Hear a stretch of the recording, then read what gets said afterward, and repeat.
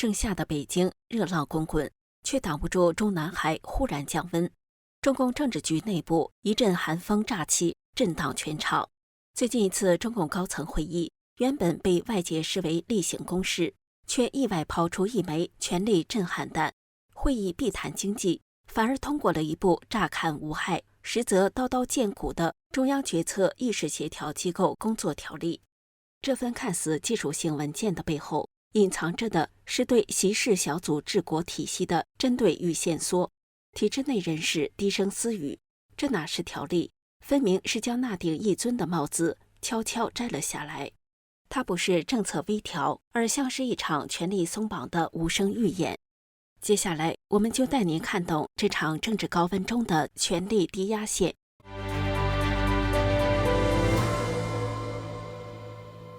你好，这里是希望世界要闻透视，我是王真。时隔2个多月后，中共终于在6月30号召开了政治局会议。然而，查看党媒的报道，却发现3大异常。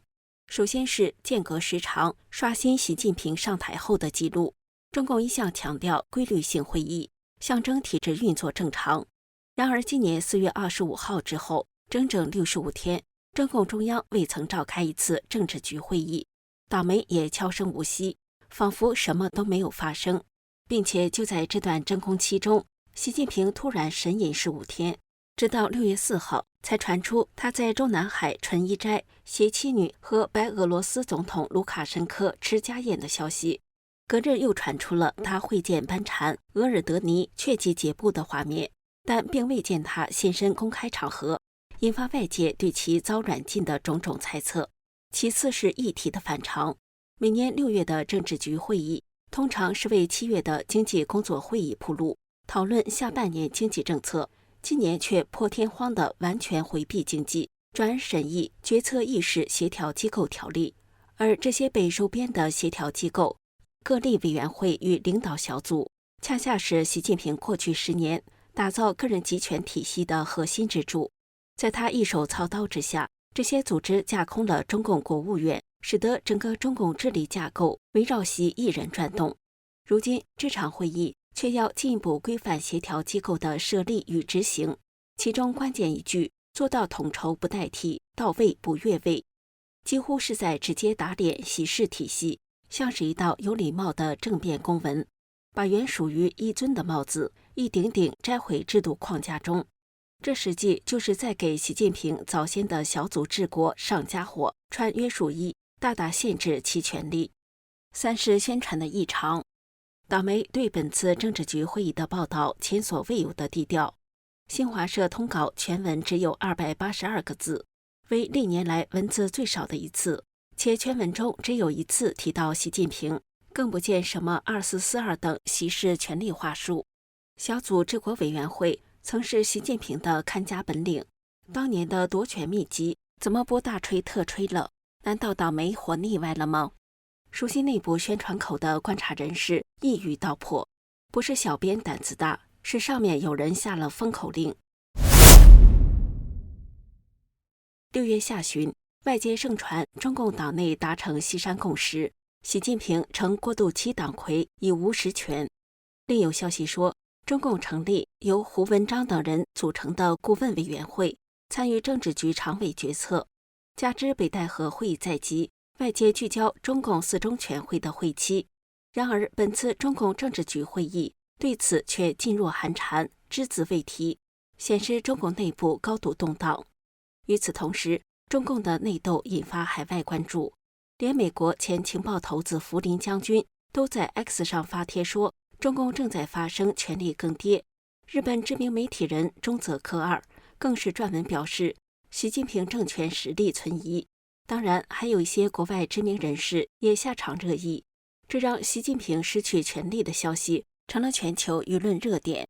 日前，独立时评人杜正撰文说，北京反习政治老人放风秋天有变。有分析据此表示，4中全会会期可能定在10月，届时大陆可能迎来10月惊变。这对已经执政13年的习一尊来说，权力俨然已经成了他焦虑的根源。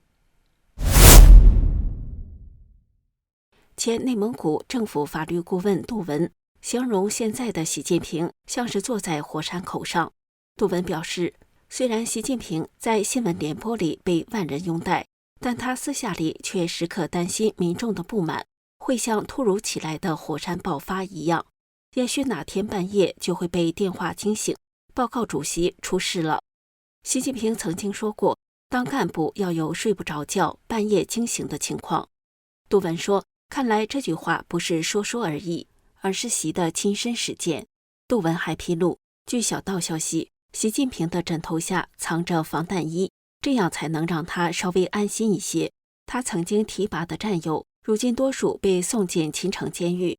打虎打到现在，习近平身边已经没有一个可以说真话的人，剩下的都是噤若寒蝉的臣子和随声唱和的应声虫。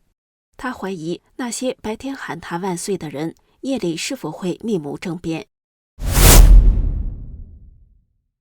对习近平而言，真正的痛苦显然不是来自政敌，而是来自那本还没写完的未来史书。杜文指，习近平雄心勃勃，想在清史留下浓墨重彩的一笔。2018年，他亲手推动修宪，取消国家主席任期限制，把中共党魁从10年轮替的改革成果中猛然拉回到终身制的原点。虽然当时的党媒满版赞颂，但社会舆论却波涛汹涌，微博、微信短短几小时内删帖如潮。有人转发一篇“我为什么想当皇帝”袁世凯采访手记，直击一尊的野心，虽然很快被封杀，却也一语成谶。